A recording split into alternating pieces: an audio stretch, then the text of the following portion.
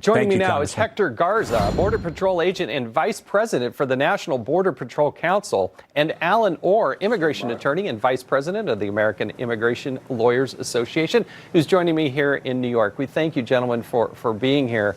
We watched this story, and Alan, who's sitting here with me, the discussion still does gravitate. I saw you take an emotional pause here when you talk about that family. I know you care about these families. But at the same time, these sanctuary laws, why can't we have local law enforcement communicating with ICE, the federal immigration officers? So, first of all, I think my heart goes out to the Singh family and to the 5-year-old son that lost his father. That's a tragedy. But if we sort of look overall at all violent crimes, immigrants are much less likely than American citizens to do that as a starting point. Sanctuary cities, but as the police officer said. That's the problem. Exactly. And as the police officer said, this guy's been pulled over twice for a DUI, and he's still here in the United States. So that part of that is saying, what is California's rules with regards to DUIs? And that's something that's done by local enforcement. So from the Republican side, that's a local issue, right? And also the sanctuary city is also a local issue. I think it's a federal issue because the feds can't do their job. Feds are doing their jobs. Feds have raided many courtrooms, many classrooms in California and New York City, and most of the sanctuary cities is their main area of focus, right? Every day you hear a story about 76 people or 17 people being deported. What's the problem is there's not a strategy for implementation. With 11 million people here who are undocumented, you can't spend your time trying to get everybody, and that's how you miss the criminals that you missed in California. I got to go to Hector here. Hector, you put your life on the line. You're down on the border. You're a Border Patrol agent. We can't thank you enough for the great work that you do, but what is the reality of what's coming across the border? Well, Jason, it's no secret. Our Border Patrol agents apprehend murderers and rapists on a daily basis on that border. These are people that are coming across our country illegally, and our Border Patrol agents are able to apprehend some of these people. But those are the ones that we can catch. There's a lot of them that get away. Now, we've heard that argument before that American citizens commit more crimes than illegal aliens. I don't even know if that's true or not, but those people, those illegal aliens that are committing crime in this country shouldn't even be here. We have a long list of angel moms that have been affected by these illegal aliens that have committed murders and a lot of other serious crimes.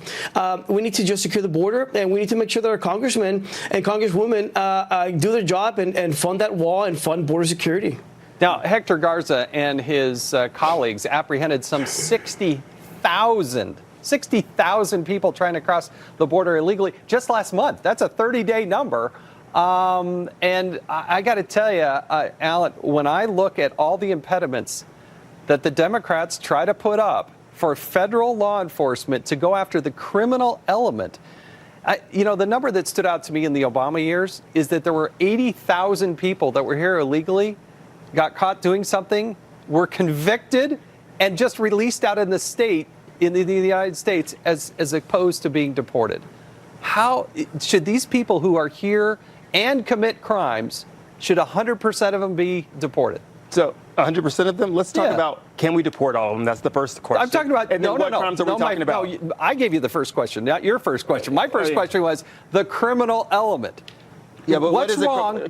What is jaywalking a criminal element? How about a DUI? A DUI? How about a DUI? Yeah, let's go to a DUI. In California, it's not a criminal element, or that person would have been deported. How could it not? I mean, look at this. Police officer just died. He was pulling this guy over for the third time. Right. And he knew that after 3, he was going to be in a lot more trouble. But if we don't know if we knew that or not. But if you want to talk about immigration, let's talk about the failure. The perpetrator probably It's been a Republican Congress. It is a Republican White House. Where's the immigration law? Where's the enforcement coming through? Immigration law. Where did it happen? They don't even tell them. Where did the enforcement happen? No, if they put they can't even communicate if they put a detainer 2 weeks or not even 2 weeks earlier. Why do they need to put a detainer? That's really a question. If these people have been here for a long time. Because he should be deported.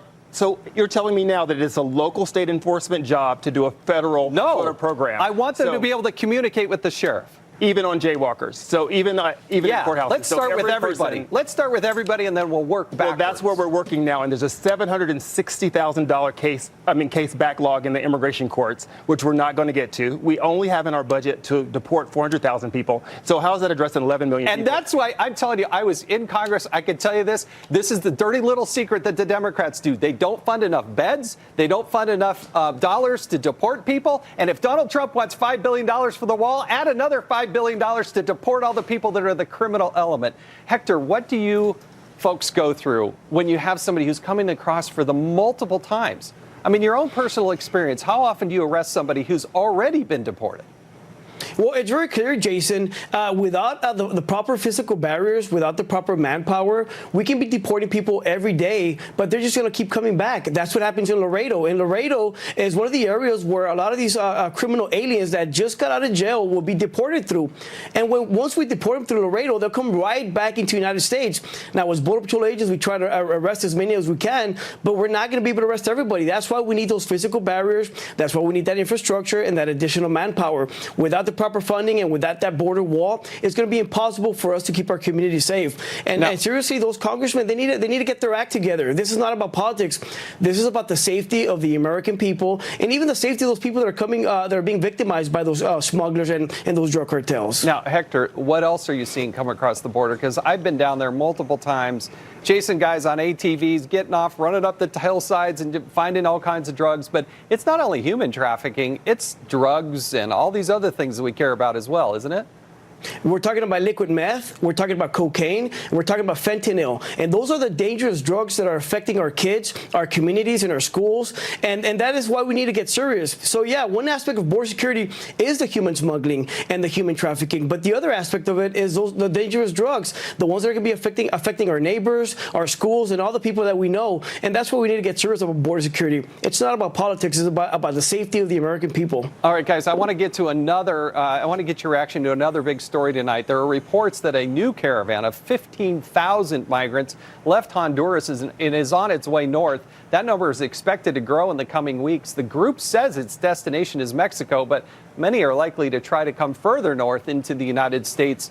Alan, I want to get your reaction to that. Right. When you hear an actual Border Patrol agent say that he wants a physical wall, set Donald Trump and the politics aside, why don't we do what the Border Patrol agents want to help them do their jobs when you see these surgeons trying to come across the board? For the very same reason we haven't hired more border control officers, because we just don't have the funding for it. And it's gone from a wall to a fence to a plank, right? No, but let's go to the funding talk about, for a second. but let's talk about that for a second. The fences don't keep the drugs out. The drugs are coming in via the airplane, and they're coming from China and on boats. So that's sort of a false argument to sort of talk about. There are lots of holes in this ship. Right? I get that. And no one's talking about the overstays, which are more linked to the actual stuff that happened. We're not talking. A border wall's not going to. Alan, you got to follow me on Twitter. I've been talking about that for 8-9 years. I do follow you on Twitter, but I'm saying right now in this conversation, we say the biggest threat is from the southern border when it's not. The biggest threat is from overstays. Hector, if we're sort of looking at immigration. All right, women and children coming to the border are not a threat. The 15,000 that said that they're on their way here. How do you know the good ones from the bad ones? You don't know that. Hector, I want to let you jump in here for the last word. Well, something that's very interesting, Jason, is a lot of these people are coming from Central America, and they're coming from very remote villages and towns where there's not even a criminal record database. So a lot of these people could have committed some very serious crimes in their countries, and now they're coming across asking for asylum, which they're not even legitimate claims, and now they're going to be committing crimes here in the United States. That's one aspect of it. Now, yeah, there's drugs that come through planes and buses and you name it, but just because there's drugs coming in some other ways doesn't mean that we don't try to stop and do something at the U.S. border. We have to do something about it. If not, people are going to continue to lose their lives. Exactly. You know, I went to the Eloy detention facility there in Arizona, and I got to tell you, it isn't just about Central and South America. They had detained people from more than 150 countries. There was an ultralight that just came across with some Chinese nationals coming across it. So it isn't just about trying to impede some mother and some daughter. There's a lot of elements there that need to be taken care of. This is a good, vibrant debate, and I'm sure it will continue. I thank you, gentlemen, for what you're doing, particularly you, Hector, for putting your life on the line.